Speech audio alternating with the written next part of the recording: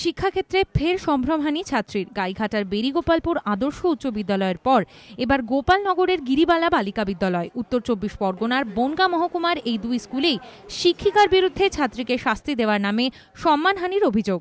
গত সপ্তাহে গাইঘাটার বেরিগোপালপুর আদর্শ উচ্চ বিদ্যালয়ে সঠিক ইউনিফর্ম পরে না আসায় কোয়েট স্কুলে ক্লাসের মধ্যে ছাত্রদের সামনে সপ্তম শ্রেণীর ছাত্রীর পোশাক খুলে নেওয়া হয় বলে অভিযোগ।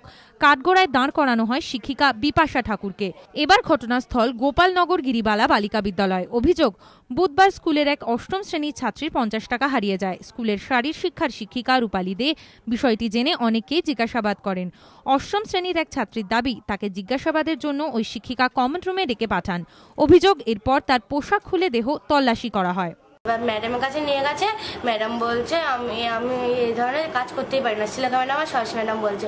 তখন রূপালী ম্যাডাম বলছে, এসো তুমি ঘরে এসো, স্টাফ রুমে এসো, আমি তোমাদের কিছু বলবো। এবার ম্যাডাম নিয়ে গেছে। এবার কিছু বলেছে, মানে বলছে তুই কি টাকা চুরি করছিস? আমি বলছি না, আমি টাকা চুরি করিনি। এবার বলছে ঠিক আছে, তোকে সার্চ করা হবে। এবার লম্বা প্যান্টে খুলেছে। বলছে ঠিক আছে, আর খুলতে হবে না। এবার হেড ম্যাডামের কাছে গেছে। হেড ম্যাডাম বলছে আমি কাজ করতে পারবো না, তুমি ওদেরকে বলে দাও, আমরা সলভ করতে পারবো না, তোমরা চলে যাও। শিক্ষিকা রূপালী দে অবশ্য তাঁর বিরুদ্ধে অভিযোগ মানতে নারাজ। স্কুল কর্তৃপক্ষেরও দাবি পুরোটাই অপপ্রচার।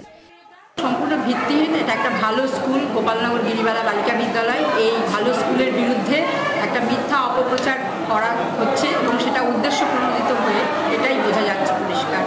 না, এরকম সব ছিলেন, সব ছিলেন, ওর লেগিংস খোলা হয়নি।